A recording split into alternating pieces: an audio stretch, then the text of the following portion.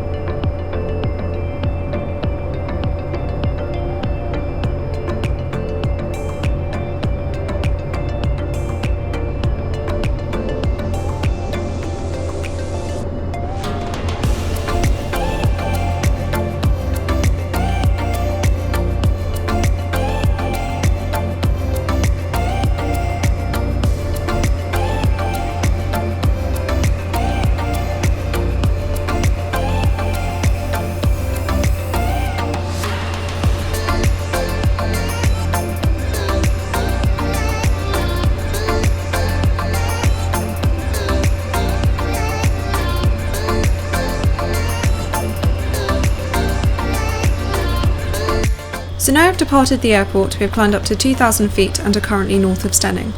This is where we will complete the off-airfield sections of the PC, including the PFL and turns under the foggles. As you can see, we are now turning into wind to start the exercises.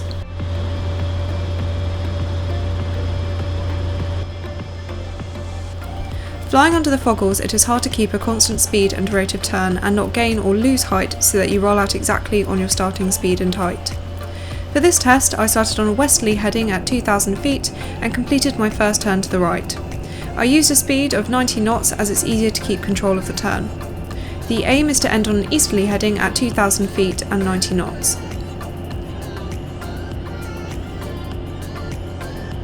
I'm using my collective to control the power and a cyclic to control the speed and attitude of the turn.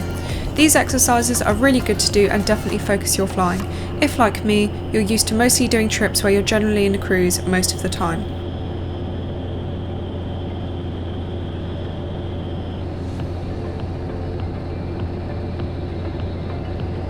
Both of those turns were acceptable, so now we move on to the PFL.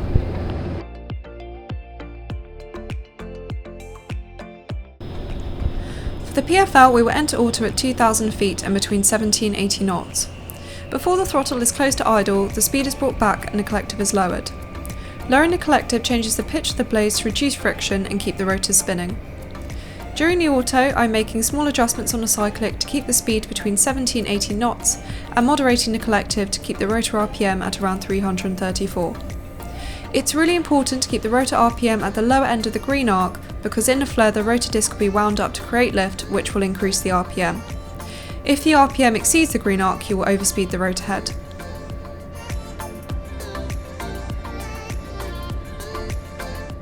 The rotor RPM gauge is the bottom instrument on the far left hand side of the panel.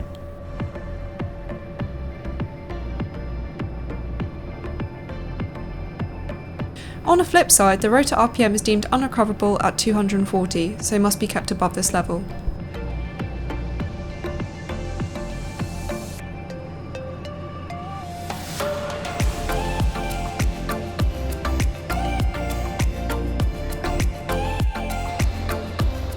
So that's the off-airfield section of the test completed, so now we're heading back to the circuit at Shoreham to do the really fun stuff.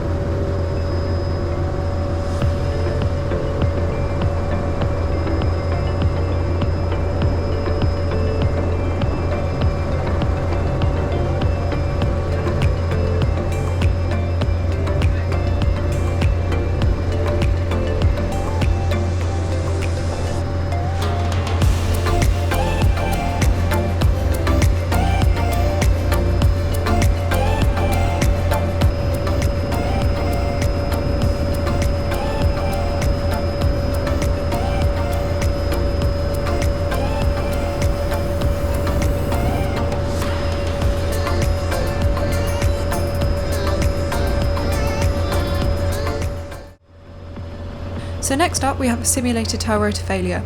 As you can see, I have removed my feet from the pedals and I'm using a cyclic and collective to maintain speed and height to make the turn. The fantastic aerodynamic design on the Enstrom means it is one of the few helicopters that you can fly using the cyclic and collective down to a slow hover and land without pedals.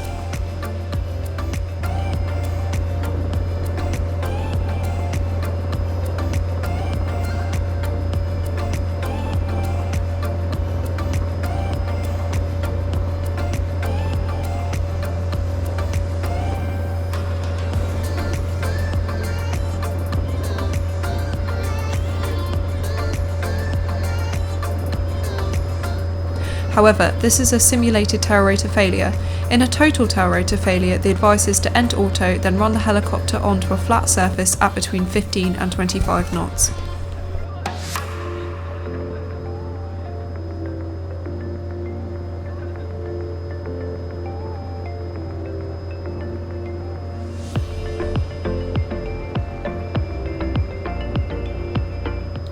As you slow down, the 480 turns slowly to the left as you reduce power. To land, once you reach almost a hover speed, you can gently roll the throttle to idle, which reverses the torque reaction and, coupled with raising the collective, allows you to land near straight.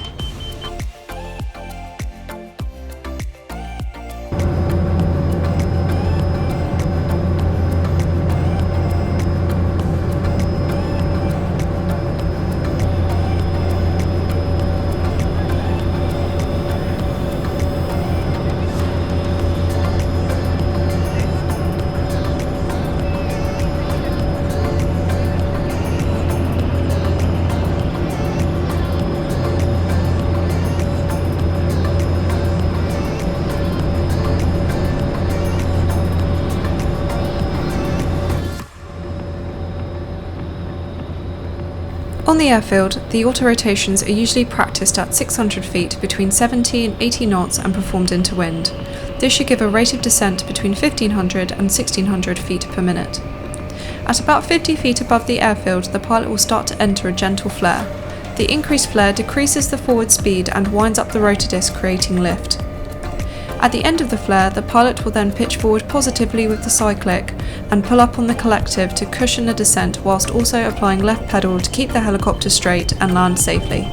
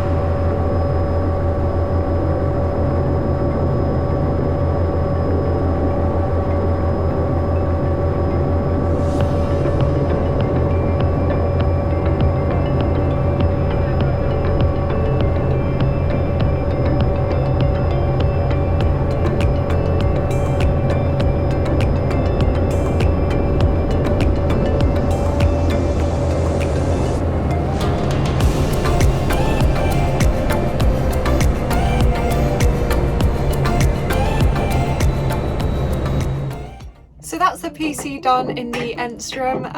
It was really good fun and really good to practice things like this. We probably don't do it enough, to be honest, so it'd probably be quite good to get some lessons every 6 months or so just to top up. But all good, all passed and done for another year.